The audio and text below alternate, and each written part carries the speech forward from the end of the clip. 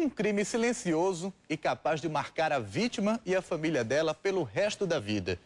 Notícias de casos de abuso sexual contra crianças e adolescentes têm crescido em todo o país. Em Pernambuco não é diferente, mas os números não mostram a realidade. O medo e a vergonha das vítimas em denunciar e a falta de infraestrutura para investigar e punir os agressores dificultam uma radiografia mais completa desse tipo de crime no estado. É o que mostra uma repórter Fabiana Maranhão e o cinegrafista Tião Siqueira na primeira reportagem da série Infância Perdida, que o TV Jornal Manhã exibe a partir de hoje. Eu sinto, assim, muito remorso, né? Porque se tivesse acontecido alguma coisa com ela, sério, eu acho que eu ia me culpar pro resto da vida, porque o meu enteado me alertou a primeira vez e eu não acreditei, né? Eu não gosto de me lembrar, não. Eu não gosto nem de lembrar, porque só Deus sabe, amor. Porque quem é mãe sabe, né?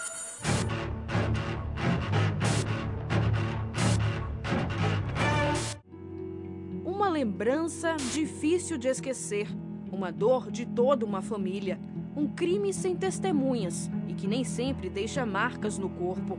Já a alma, essa sim, fica ferida. As crianças que sofrem abuso sexual, violência sexual, geralmente elas se apresentam com dificuldades, diversas dificuldades nas suas relações.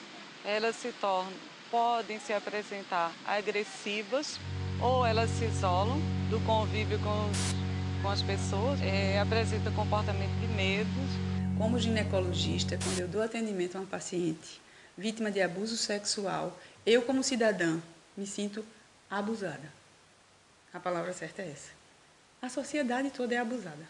Quando uma criança, que nós temos a obrigação de proteger, sofre abuso, fica muito claro a omissão da sociedade como um todo. O abuso é qualquer ato de conotação sexual praticado sem que o outro queira. E quando é contra crianças e adolescentes até 14 anos, é sempre considerado um estupro, de acordo com a lei. As meninas são as mais afetadas, em quase 80% dos casos. Mas os meninos também são vítimas. Um crime que afeta famílias de todas as classes sociais. Abuso sexual, eu digo que é cruelmente democrático. Ele pega qualquer nível socioeconômico, pega qualquer nível educacional, cultural. E talvez o aspecto mais cruel desse tipo de crime é que muitas vezes acontece no lugar onde, em geral, a criança se sente mais à vontade, mais segura.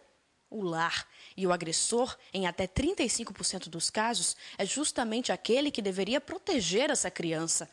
Pais, padrastos, tios, avós, são eles que se aproveitam da relação de confiança para praticar o abuso. Um crime que ninguém vê, que geralmente tem as paredes como únicas testemunhas. Os pais destas duas irmãs, uma de 10 e outra de 8 anos, só descobriram o que acontecia com as filhas quando elas decidiram quebrar o pacto de silêncio que havia entre elas e o agressor. No quintal de casa, na zona rural de Garanhuns, agreste do estado, elas brincam. A música e a dança ajudam a afastar as lembranças de 2 anos de abusos. O tio é suspeito e está preso. O pai da criança, irmão do agressor, não consegue entender. De casa, o cabo criado junto, trabalhar junto, andar junto, nós ir para nossas festas junto e a pessoa fazer uma situação dessa. E esse crime não ocorre só aqui. Está presente em lares de todo o estado.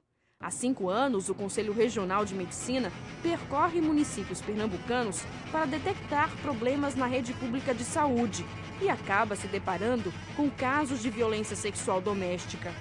Algumas regiões acontece mais.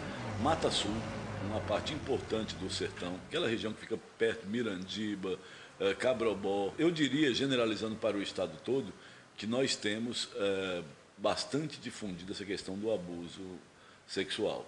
No ano passado, a polícia registrou 625 casos de abuso contra crianças em Pernambuco, uma média de 50 por mês. Mas se acredita que a quantidade seja bem maior. Esses números estão muito subnotificados. Por quê? Porque a polícia especializada, infelizmente, ela não está descentralizada. Nós não temos nem delegacias regionalizadas. As pessoas que estão no sertão, elas não chegam, por exemplo, para fazer a denúncia aqui. E a gente tem o seguinte, quando a gente vê que os números da situação do problema está aumentando, a sociedade se mobiliza mais, o poder público se mobiliza para discutir políticas públicas para enfrentar o problema. Se você não tem o quadro real do problema, como é que você se organiza para enfrentar?